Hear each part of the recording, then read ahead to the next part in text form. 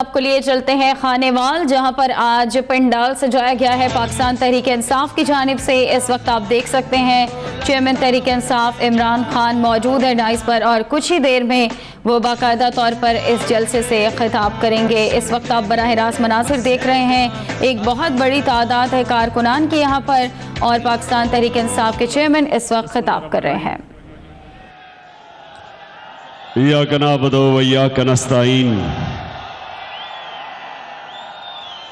अल्लाह अल्लाह तेरी इबादत करते हैं और अल्लाह तेरे से ही मदद मांगते हैं। मैं आज जो मैंने आपके खानेवाल के लोगों, नौजवानों को, ख्वातीन को, बच्चों को, कई बच्चे भी मुझे नजर आ रहे हैं,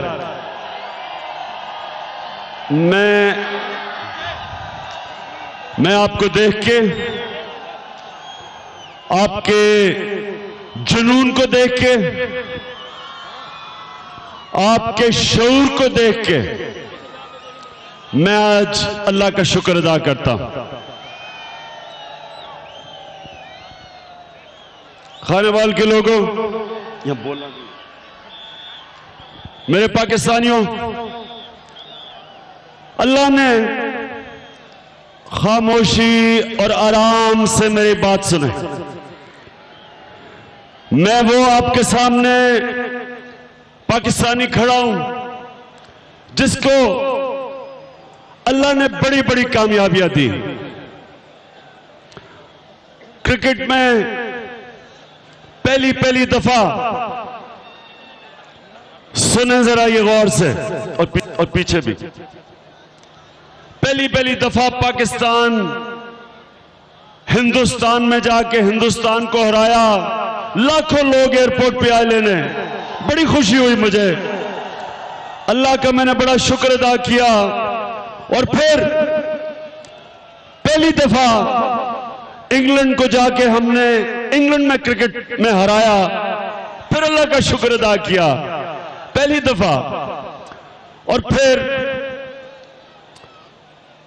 हिंदुस्तान में जाके नेहरू कप जीता, फिर वर्ल्ड कप जीता और अल्लाह का शुक्र अदा किया अपने मुल्क के, अपनी अवाम की शक्लों के ऊपर जो खुशी देखी मैंने। जब हम एयरपोर्ट पे पहुंचे तो सारे सड़कों पे लोग खड़े थे, तो उनकी शक्लों के ऊपर जो मैंने खुशी देखी, मैंने फिर अल्लाह का शुक्र अदा किया।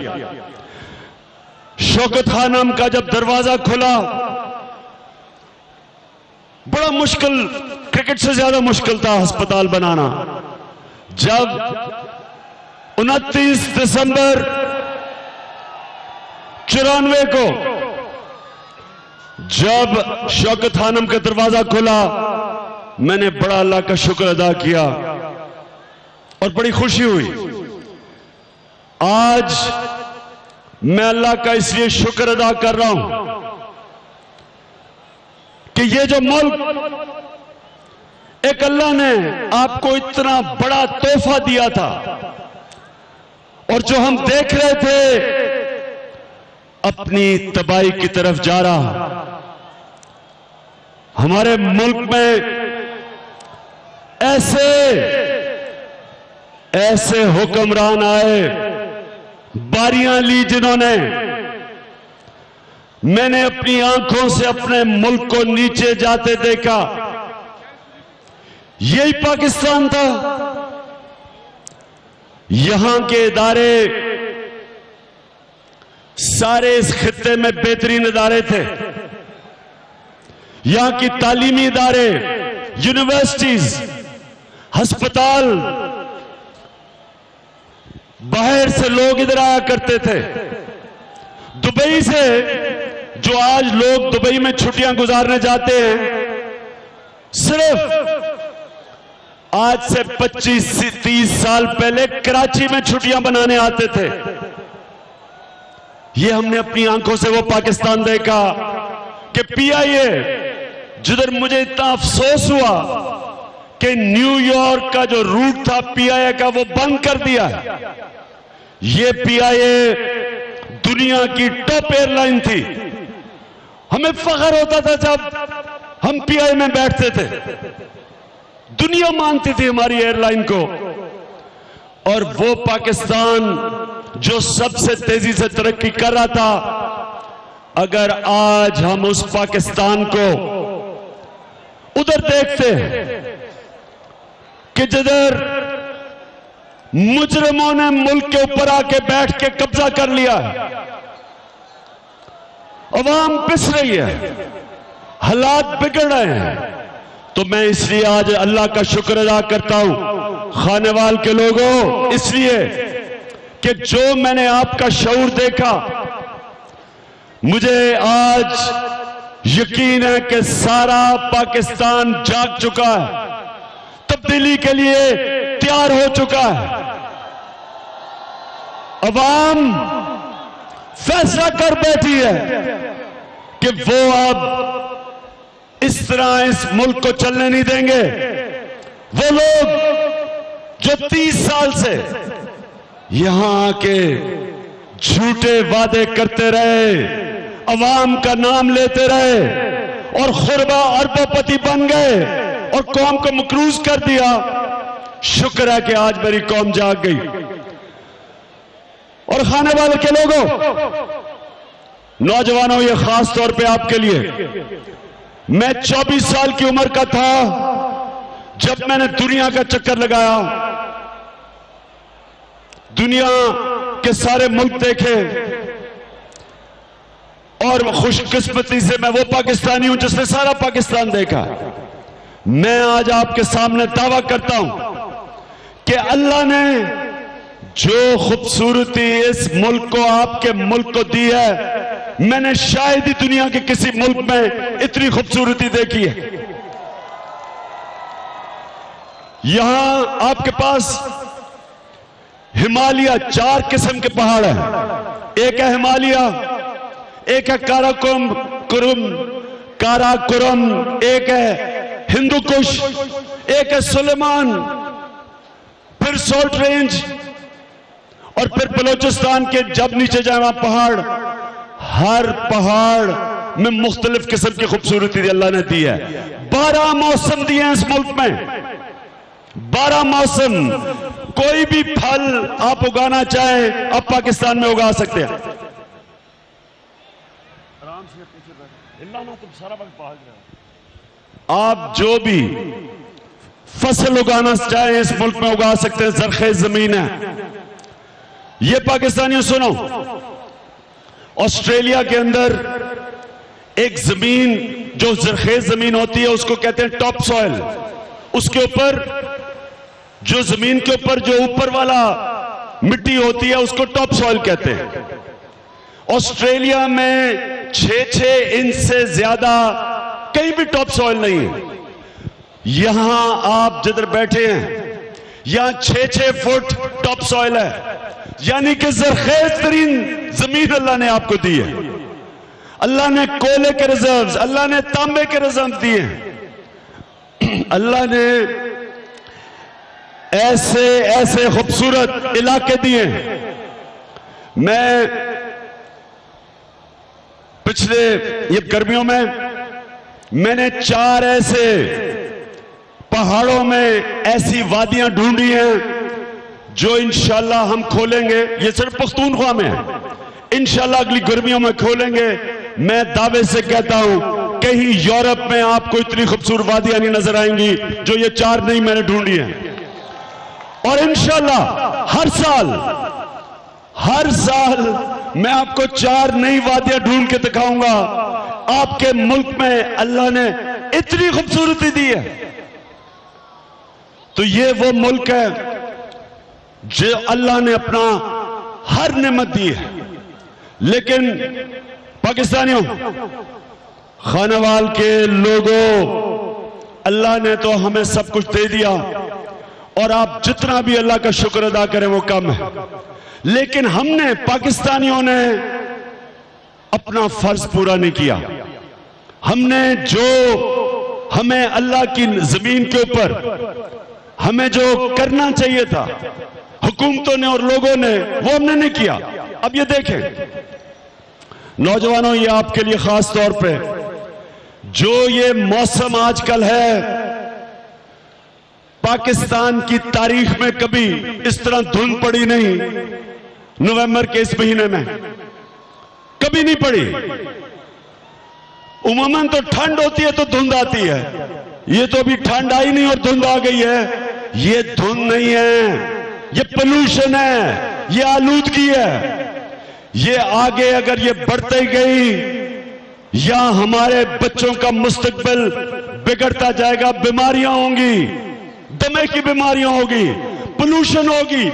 आगे ही पाकिस्तान में 3 लाख से ऊपर लोग हवा की पोल्यूशन और पानी की पोल्यूशन से हर साल मरते हैं। 3 लाख लोग, 3 लाख पाकिस्तानी इस पोल्यूशन से मरते हैं। तो नौजवानों, ये इसलिए कि किसी ने फिक्र ही नहीं की कि हमने इस मुल्क की हवा साफ करनी है, हमने इसका मुल्क का दरिया साफ करने हैं, हमने गंदगी में नहीं रहना। हमने जो नबी सल्लल्लाहु अलैहि वसल्लम ने कहा था कि आदान सफाई है, हमने साफ रखना था अपना मुल्क। और उसका नतीजा आज आप देख रहे हैं। जितनी हम अल्लाह की जमीन पे हम गंदगी फैलाएंगे, हम अपनी माहौलियात का ध्यान नहीं रखेंगे, आगे मजीद मुश्किलात आती जाएंगी। ये फसलों के ऊपर भी फर्क पड़ेगा। ये सिर्फ ये ना समझे कि सेहत पे फर्क पड़ेगा, ये फसलों पे भी फर्क पड़ेगा, ये लोगों की सेहत पे, बच्चों की। इसलिए अब से मैं सबसे पहले तहरीक इंसाफ का आपके सामने आपको प्रोग्राम देता हूं कि पहली पार्टी होगी पाकिस्तान में जिसने अपनी माहौलियात को साफ करेगी। और पहला काम हमने किया, पहला काम कि पख्तूनख्वा के अंदर 1 अरब 18 करोड़ दरख्त उगाए हैं हमने 3 सालों में। पाकिस्तान की सारी तारीख में 64 करोड़ दरख्त उगाए थे अब तक। एक सूबे ने 3 सालों में 1 अरब 18 करोड़ दरख्त क्यों लोग उगाए? अपने बच्चों के मुस्तकबिल के लिए। पहली पार्टी ने सोचा इलेक्शंस का नहीं, अपने बच्चों का मुस्तकबिल, अपने आने वाली नस्लों का हमने सोचा। ये जो काम किया ये ऐसा है, आपको अगर समझ आए कि 1 अरब 18 करोड़ दरख्त कितने होते हैं, 40 छांगा मांगा जैसे जंगल उगाए हैं। 40 तो रोक लो, तब्दीली आई रे, तब्दीली आई रे, तब्दीली आई रे, काला तो का देता है दुहाई रे, तब्दीली आई रे। और अब इंशाल्लाह हमारी हुकूमत आएगी और ये जो गाना है ना, रोक सको तो रोक लो, कोई नहीं रोक सकता अब इंशाल्लाह तहरीक इंसाफ को। मैंने सुना है कि ये खाकान अब्बासी, मैंने तुम्हारे से ज्यादा कमजोर वजीर आजम देखा ही नहीं है। मैं समझता था कि शौकत अजीज कमजोर है, तुमने तो उसका भी रिकॉर्ड तोड़ के रख दिया। यानी जिस तरह आप एक नाहल वजीर आजम के कदमों में गिरे हुए हैं, जिसने 300 अरब रुपया इस कौम का चोरी करके बाहर लेके गया है, जिस तरह आप उस चोर की खिदमत कर रहे हो, मैंने कभी किसी को ऐसे नहीं देखा। खाकान अब्बासी, अल्लाह कभी कभी किसी को मौका देता है, जो आप अल्लाह ने आपको मौका दिया है। कुछ थोड़ा सा दिल गुर्दा दिखाओ, कुछ थोड़ी सी दिलेरी दिखाओ, कोई अब्बासियों के लिए भी उनकी भी इज्जत ऊपर करो। खुदा का वास्ता है, जिस तरह जो बुज़दिली का मुजाहरा तुम कर रहे हो, मैंने तुम्हारे से बुज़दिल आदमी नहीं देखा। अब आप अगर आपका ख्याल है खाकान अब्बासी के 94 अरब रुपए से आप अपने एमएनएस को देके इलेक्शन खरीद लेंगे, इस गलत फहमी में ना रहना। ये जो कौम आप सामने देख रहे हैं, ये बिकने वाली कौम नहीं है, इसकी कीमत नहीं लगेगी। 94 अरब, वैसे 94 अरब अगर कौम पे लगा दो तो मुझे कोई बुरी बात नहीं, लेकिन मुझे खौफ है कि ये 94 अरब से ज्यादा पैसा लोगों की जेबों में जाएगा, आपके एमएनएस की, वो खाएंगे इसमें से पैसा। लिहाजा खाकान अब्बासी, एक तरफ कर्जे लिए जा रहे हैं, एक तरफ मुल्क को कर्जों में डुबो रहे हैं, और दूसरी तरफ 94 अरब रुपया आप एमएनएस को इलेक्शन जीतने के लिए दे रहे हैं। मेरा चैलेंज है, 94 अरब या इससे और 50 अरब और भी दे दो, मैं चैलेंज करता हूं कि अगले इलेक्शन में तुम भी हारोगे, नून लीग भी हारेगी। नवाज शरीफ, अच्छा नवाज शरीफ कहता है कि मैं -1 नहीं होने लगा, नवाज शरीफ कहता है मैं -1 नहीं होने लगा। नवाज शरीफ आप -1 हो गए हो, आपको सुप्रीम कोर्ट के 5 जजेस ने नाअहल करार दे दिया है, तो आप कैसे कह रहे हैं मैं -1 नहीं होने लगा। अच्छा, और एक और, ये जरा सुने, नवाज शरीफ आजकल किसको अटैक कर रहे हैं? पाकिस्तानी फौज को और पाकिस्तानी सुप्रीम कोर्ट को, और कहता है कि साजिश हो गई। मैं आपको एक सुनाता हूं बात। एक मुल्तान में जो मेडिकल कॉलेजेस में इम्तिहान दिए जाते थे, सुने जरा, ये आप एंजॉय करेंगे। मेडिकल कॉलेज जो इम्तिहान देते थे वो एक यूनिवर्सिटी के नीचे था, तो जो यूनिवर्सिटी का प्रिंसिपल था उसका एक मेडिकल कॉलेज के वाइस चांसलर से उसकी लड़ाई हो गई। तो जो इम्तिहान लेते थे वो यूनिवर्सिटी थी, नीचे मेडिकल कॉलेज था। अब जिस मेडिकल कॉलेज के वाइस चांसलर से उसकी लड़ाई हुई, तो जब उसने इम्तिहान लेने वाला भेजा और जब इम्तिहान लिया तो सारे ही मेडिकल कॉलेज के स्टूडेंट फेल हो गए, सारे फेल हो गए। तो लोग पहुंच गए उसके पास, उन्होंने कहा ये आपने क्या किया है, आपने बड़ा जुल्म किया है, आपने सबको ही फेल कर दिया है। सुने वो क्या कहता है? कहता मैंने बिल्कुल ये नहीं किया, मैंने एग्जामिनर को कहा कि जब मार्क्स दो तो मेरिट पे देना। अब वो मेरिट पे फेल हो गए, तो उसने कहा ये क्या मतलब, सारे फेल हो गए? कहता मैं पहले जब मेरा इम्तिहान लेने वाला जब जाता था तो मैं उसे कहता था अच्छा अगर कोई फेल हो गया तो उसको मार्क्स देके पास कर दो, तो इसलिए आपके कॉलेज में लोग पास हो जाते थे। अब मैंने कहा मेरिट पे करो, मेरिट पे सारे फेल हो गए हैं। अब यही हाल है नवाज शरीफ का। अब तक सुने जरा, अब तक क्या होता रहा? वो कहते रहे साजिश हो गई। अब तक क्या होता रहा? कोई जज उसके खिलाफ फैसला करने लगता था, या ये उसके ऊपर पैसा चला देता था, या उसको डरा धमका देता था। Sajjad Ali Shah chief justice, supreme court का चीफ जस्टिस फैसला करने लगा, डंडों से अटैक कर दिया सुप्रीम कोर्ट को। फिर जो बाकी जज थे उनको ब्रीफ केस दे दिए, उसको डरा दिया, बाकियों को खरीद दिया। जस्टिस कयूम उसको टेलीफोन कर रहा होता था, शहबाज शरीफ, क्यूम साहब है फैसला कर देना।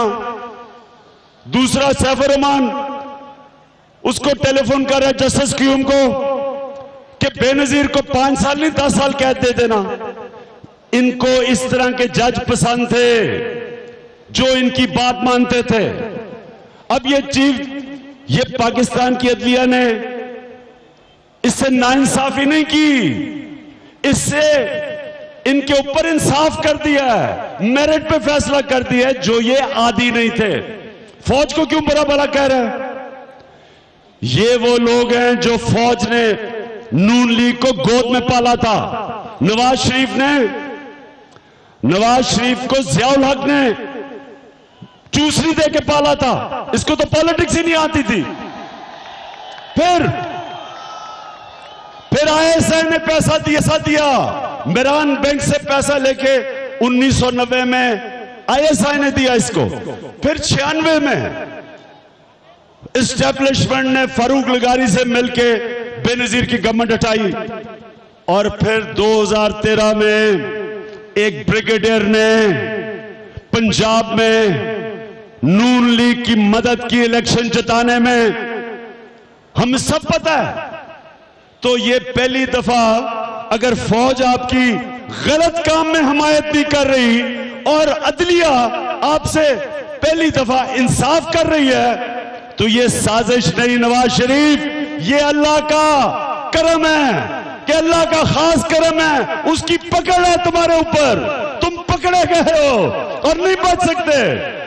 जो भी करो -1 हो चुके हो। तुम्हारी सियासत की कब्र खुद गई है, बल्कि वो दफनाई गई है। उस कब्र के ऊपर पौधे भी उगने शुरू हो गए हैं। तुम -1 हो चुके हो। अच्छा जी, अब खानावाल के लोगों सुने जरा। अब ये मेरे से पूछे कि इमरान खान और पीटीआई इस मुल्क को कैसे वो मुल्क बनाएगी जो कायदे आजम का पाकिस्तान था। अब मैं आपको 4 चीजें देने लगा हूं। मेरा आपसे इंशाअल्लाह ये वादा है कि ये 4 चीजें हम कर देंगे, ये मुल्क बदलेगा, खुशहाली आएगी।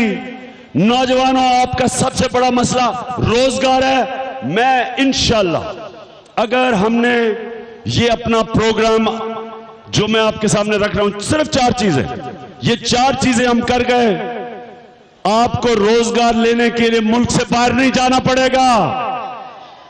जो लोग दुबई लाइनों में खड़े होकर जाते हैं, मर मर के वीजे लेते हैं, इंशाअल्लाह वो भी वक्त आएगा। दुबई सऊदी अरेबिया से इधर लोग आएंगे इंशाल्लाह नौकरियां ढूंढने, वो भी इंशाल्लाह वक्त आएगा। तो सबसे पहले नहीं, अभी डीजल नहीं, मुझे पता है डीजल की कीमत 5 रुपए बढ़ गई है, मुझे पता है, लेकिन और ना बताओ। अच्छा, सबसे पहले अब ये सुने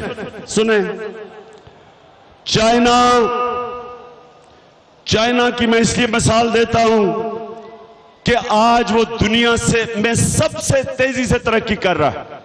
वो मुल्क दुनिया की तारीख में ऐसे मुल्क आगे नहीं बढ़ा जैसा चाइना बढ़ा है। और चाइना की एक बहुत बड़ी वजह है कि वो तरक्की किया। उसने क्या किया? चाइना ने उसने बजाय पैसे वाले लोगों को और अमीर करता, उसने अपने कमजोर और गरीब तबके को ऊपर उठाया। कैसे उठाया?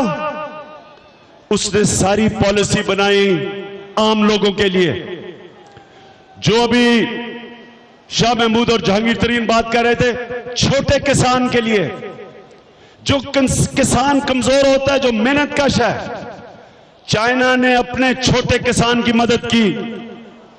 उसके लिए बीज डेवलप करके दिए, उसके लिए सस्ती खादें दी, उसका जो पैदावार था उसको मार्केट किया। उस किसान को पानी, ट्यूबवेल से जो पानी था वो महंगा नहीं दिया। क्यों? क्योंकि जब छोटे किसान के पास पैसा बचता है तो वो मजीद अपनी जमीन पे लगाता है, और जब वो मजीद पैसा बनाता है तो जब किसान के पास पैसा आता है वो गुर्बत से ऊपर आ जाता है। यहां 70% हमारे लोग देहात में हैं। जब तक हम छोटे किसान की मदद नहीं करेंगे, देहात में गुर्बत खत्म हो ही नहीं सकती। छोटा सा तबका अमीर हो जाता है। जब भी कोई सब्सिडी देते हैं किसानों को, वो बड़ा बड़ा किसान ले जाता है। छोटा किसान बेचारा मुश्किल से अपने बच्चों का पेट पाल सकता है। बल्कि गुर्बत ऐसी है कि यहां देहात में बच्चों को खुराक नहीं मिलती। वो मुल्क जो सबसे जरखेज जमीन, वो मुल्क जो दुनिया को अनाज बेच सकता है, वो सिर्फ इसलिए क्योंकि हम अपने किसान की मदद नहीं करते। अक्सर ये छोटा किसान है, वो गरीब होता जा रहा है, वो खर्चे बढ़ते जा रहे हैं, पैदावार का उसका पैसा नहीं मिल रहा, उसके बाद पैसा बचता ही नहीं अपनी जमीन ठीक करने के लिए, कर्जों में वो डूबा हुआ है। तो हमने जो चाइना ने पहली चीज की थी, अपने छोटे किसान को हमने उठाना है, आम आदमी को उठाना है, उसकी मदद करनी है। तो होगा क्या, ये सुने, चाइना में क्या हुआ, जब लोगों के पास पैसा बचना शुरू हुआ, उनके पास खरीदने की ताकत बढ़ी।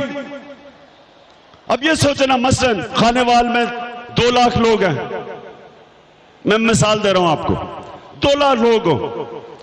अब अगर 2 लाख लोग में से अगर 1 लाख लोग गरीब हैं और बाकी जो 50,000 लोग हैं उनके पास भी ज्यादा पैसा नहीं, सिर्फ खरीदने वाले जिनके पास पैसा है वो 5-10 हजार हैं, तो क्यों कोई आके सरमायाकारी करेगा, क्योंकि वो खरीदार ही नहीं है उसके लिए। जब नीचे से लोग ऊपर उठेंगे, लोग सरमायाकारी करने आएंगे, क्योंकि लोगों के पास खरीदने की ताकत होगी। चाइना ने जब लोगों को गुर्बत से उठाना शुरू हुआ तो लोगों ने जाके चाइना में सरमायाकारी की। जब सरमायाकारी हुई और लोगों के पास पैसा आ गया, जब और पैसा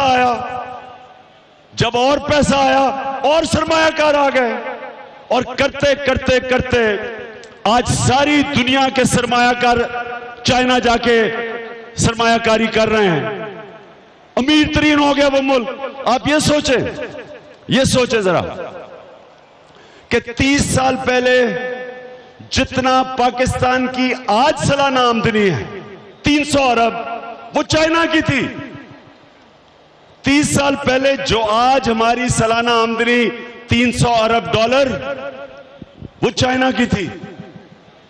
आज चाइना की सालाना आमदनी, जिसको जीडीपी कहते हैं, आपको पता कितना है?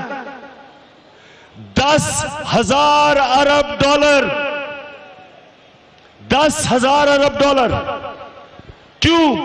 क्योंकि उन्हें 70 करोड़ लोगों को गुर्बत से ऊपर निकाला है। जैसे जैसे लोगों के पास पैसा आया, खरीदने की ताकत आई, सारी दुनिया के लोग वहां जाके बड़े बड़े बिजनेस सरमायाकार वहां सरमायाकारी कर रहे हैं। हमने पाकिस्तान में अपने गरीबों को उठाना है। 10 करोड़ मेरा टारगेट, 10 साल में 10 करोड़ लोगों को गुर्बत से हमने ऊपर लेके जाना है। और जब हम ले गए, दुनिया के लोग यहां सरमायाकारी करने आएंगे। और सबसे ज्यादा आपका जो असासा है वो है बैरून मुल्क पाकिस्तानी। बैरून मुल्क पाकिस्तानी जब यहां आ गए सरमायाकारी करने, आपको कोई IMF, कोई अमेरिका से पैसे मांगने की जरूरत नहीं पड़ेगी। आपको चाइना के पास, ठीक है चाइना के साथ हमारे बड़े अच्छे ताल्लुकात हैं, CPEC आ रहा है, लेकिन हमें जब बैरून मुल्क पाकिस्तानी इधर आके सरमायाकारी करनी शुरू कर दी, पाकिस्तानियों यहां वो खुशहाली आएगी, वहां वो खुशहाली आएगी, आपको अंदाजा नहीं है। क्योंकि आपको यही नहीं पता कि कितना पैसा बैरून मुल्क पाकिस्तानियों के पास बाहर है। वो आते इसलिए नहीं कि ज्यादातर गुर्बत है, लेकिन इसलिए भी नहीं आते, करप्शन है। देखें, मैंने अगर अपना पैसा लगाना है, मैं अगर पाकिस्तान में पैसा लगाने आऊंगा, यहां सारे रिश्वत मांगेंगे, मैं दुबई चला जाऊंगा क्योंकि वहां रिश्वत नहीं मांगते, मैं मलेशिया चला जाऊंगा। तो हमने अपने मुल्क में, इसको कहते हैं कॉस्ट ऑफ डूइंग बिजनेस, हमने अपने मुल्क की गवर्नेंस सिस्टम ठीक करनी है, करप्शन को हाथ डालना है, अपनी ब्यूरोक्रेसी को ठीक करना है, सिविल सर्विस रिफॉर्म्स करनी है। यहां का हमारा गवर्नेंस सिस्टम एक दफा हमने ठीक कर लिया, मैं आपको यकीन दिलाता हूं, नौजवानों, आपको बेरोजगारी होने की फिक्र नहीं होगी। ये अमीर मुल्क है आपका, ये मुल्क गरीब नहीं है, ये अल्लाह ने इसको सब कुछ दिया है। इसको सिर्फ मजबूत इदारे चाहिए, इसके इदारे मजबूत चाहिए, मेरिटोक्रेसी चाहिए, बेहतरीन लोग इदारों के ऊपर लेके आएंगे। जिस तरह हमने पख्तूनख्वा में बैंक ऑफ खैबर के ऊपर सरकारी बैंक है, उसके ऊपर मेरिट पे हम टॉप प्रोफेशनल लेके आए, सियासी मुदाखलत खत्म कर दी, मेरिट के ऊपर लोगों को भर्ती किया। 5 रुपए से 3 सालों में बैंक ऑफ खैबर का शेयर 16 रुपए पे गया। पहली दफा उन्होंने अरब रुपए से ज्यादा पख्तूनख्वा की हुकूमत को दिया। इदारे को ठीक किया, इदारे को मजबूत किया, उसने हमारे पैसा बनाने को दिया। बदकिस्मती से सारे इदारे इस वक्त पीआईए से लेके, रेलवे से लेके, वपडा से लेके, स्टील मिल से लेके सारे अरबों रुपए का नुकसान कर रहे हैं, जिसकी कीमत आप अदा करते हैं। आपके ऊपर टैक्स लगते हैं, आपके ऊपर महंगाई के जरिए टैक्स लगते हैं, आप इनके इदारों इनकी कीमत अदा करते हैं। तो हमने इदारे मजबूत करने हैं, मेरिट लेके आनी है। सिविल सर्विस को ऐसा करेंगे कि जल्दी जल्दी काम हो। जो भी बाहर से सरमायाकार आए, इंशाल्लाह जो तुर्की के अर्दोगान ने किया, प्राइम मिनिस्टर हाउस में एक इन्वेस्टर के लिए ऑफिस होगा, कोई भी मुश्किलात हो तो प्राइम मिनिस्टर ऑफिस से हल होगा, ताकि मुल्क में सरमायाकारी हो। और इंशाल्लाह ये मेरा वादा है। और तीसरी चीज ये जरा बड़े गौर से सुने, सबसे ज्यादा पाकिस्तान में हर साल लोग मुझे पैसा देते हैं। शौकत खानम 2, अब तीसरा बना रहा हूं इंशाल्लाह कराची में, नमल यूनिवर्सिटी, जिसमें 90% गरीब घरानों के बच्चों का हम उनको मुफ्त तालीम देते हैं। सारा हर साल मैं पैसा इकट्ठा करता हूं, कोई पाकिस्तान में इतना पैसा नहीं इकट्ठा करता। मैं आज आपको कह रहा हूं अब सबके सामने कि इंशाल्लाह मैं आपको ये साबित करूंगा, 8,000 अरब रुपया मैं टैक्सों से आपको टैक्स नीचे लाके मैं आपको पैसा इकट्ठा करके दिखाऊंगा। 8,000 अरब रुपया ये मेरा टारगेट है। जब हमने 8,000 अरब रुपया इकट्ठा किया, कोई कर्जों की जरूरत नहीं पड़ेगी। हमारे पास पैसा होगा अपने बच्चों के लिए, तालीम के लिए, हमारे पास पैसा होगा आला यूनिवर्सिटीज के लिए, हमारे पास पैसा होगा अपनी पुलिस को बेहतरीन बनाने के लिए और बेहतर करने के लिए, पंजाब पुलिस को ठीक करने के लिए, पख्तूनख्वा की पुलिस को और बेहतर करने के लिए। पंजाब पुलिस तो मैं आपको बता दिया है, पंजाब पुलिस को जो हम ठीक करेंगे, ऐसे नहीं ठीक करेंगे कि इनके कपड़े बदल देंगे, हम सही मायने में इनको ठीक करके दिखाएंगे। खड़ा है अब इमरान, ठीक करेगा सब कप्तान, नया बनेगा पाकिस्तान, नया बनेगा पाकिस्तान, नया बनेगा पाकिस्तान, डट के खड़ा है अब इमरान। तो खानेवाल के नौजवानों, हमारी इंशाल्लाह तहरीक इंसाफ की जो पुलिस होगी, लोग पुलिस की इज्जत करेंगे, लोग पुलिस से डरेंगे नहीं। पुलिस, क्योंकि किसी किस्म की हम मुखालफिन के खिलाफ इंतकामी कार्रवाई नहीं करेंगे, झूठे केस नहीं करेंगे। कोई एमएनए, कोई वजीर अपना थानेदार नहीं रखवाएगा, मेरिट के ऊपर होगा जो आज पख्तूनख्वा में है। और इसलिए हम जुर्म लेके नीचे लेके आएंगे ताकि लोगों की जान और माल की हिफाजत हो। इंशाल्लाह ये मैं आपको साबित करके दिखाऊंगा। और आखिर में जो सबसे इंपॉर्टेंट चीज कि कभी हम एक ऐसा कौम बनाएंगे जो कभी किसी के सामने झुकेगी नहीं। एक ऐसे ही कौम बनाएंगे जो हर जगह जब पाकिस्तानी जाएगा तो लोग कहेंगे देखो वो पाकिस्तानी है। इज्जत होगी दुनिया में, हर एक पासपोर्ट की आपको इज्जत करके दिखाएंगे, क्योंकि जो कौम अपनी इज्जत नहीं करती, दुनिया उसकी इज्जत नहीं करती, पहले अपने लोगों की हम इज्जत करेंगे, अपने लोगों को वीआईपी बनाएंगे, अपने लोगों के ऊपर पैसा खर्च करेंगे, ह्यूमन डेवलपमेंट करेंगे। लोगों की जब आप अपनी कौम की इज्जत करते हैं, जिधर भी पाकिस्तानी होगा उसको पता होगा कि मेरी कौम मेरे साथ खड़ी है। जिधर पाकिस्तानी दुनिया में काम करने जाएगा, एक पाकिस्तानी से हम ज्यादती नहीं होने देंगे। जो बदकिस्मती से इतने बेचारे जेलों में पड़े हमारे लोग जल रहे हैं, सड़ रहे हैं, कोई पूछने वाला नहीं है। हम इंशाल्लाह इस कौम की इज्जत करवाएंगे, इसको वो मुल्क बनाएंगे, नौजवानों वो मुल्क बनाएंगे जिसके लिए कायदे आजम ने इतनी ज्यादा जद्दोजहद की। जो हमारा अजीम लीडर था, एक ही लीडर को मैं मानता हूं, कायदे आजम मोहम्मद अली जिन्ना को, जिसका हमें शुक्रिया अदा करना चाहिए कि उसकी अगर वो ना जद्दोजहद करता, आज हम भी नरेंद्र मोदी के हिंदुस्तान में हमारा भी वही हाल हो रहा होता जो वहां मुसलमानों का हो रहा है। जो आज नरेंद्र मोदी के हिंदुस्तान में मुसलमानों से हाल हो रहा है, वो हमने याद रखना है। हमने कभी जो हमारी अक़लियतें हैं, हमारी मसीह बरादरी है, हमारी हिंदू, हमारे सिख, हमने कभी उनको उस तरह वो हाल नहीं होने देना जो हिंदुस्तान में मुसलमानों से हो रहा है।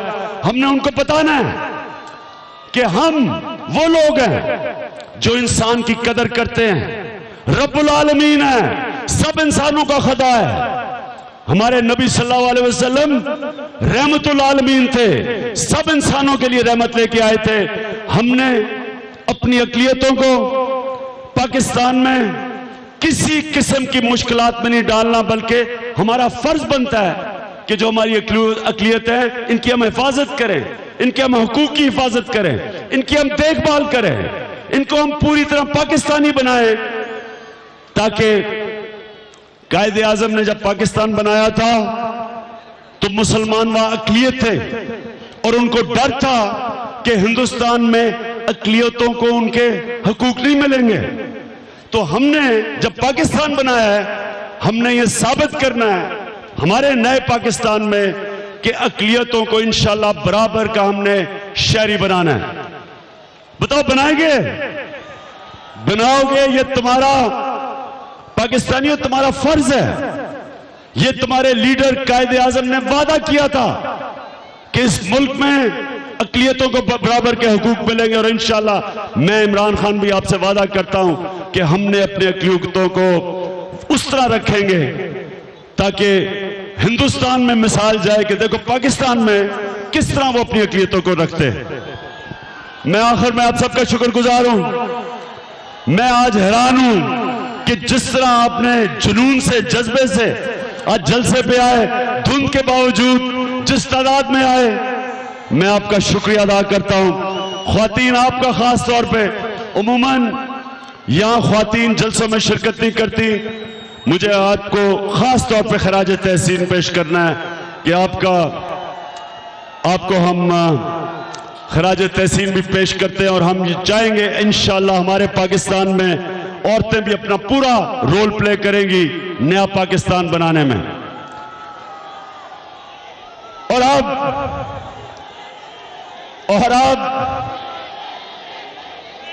नहीं, डीजल की कीमत बढ़ गई है, मुझे पता है। मौलाना फजल रहमान को कहेंगे कम करवाए, उसका तो बड़ा दोस्त है, हर हुकूमत के साथ फिट हो जाता है वो। तो अब हमारा कौमी तराना, पाकिस्तान जिंदाबाद।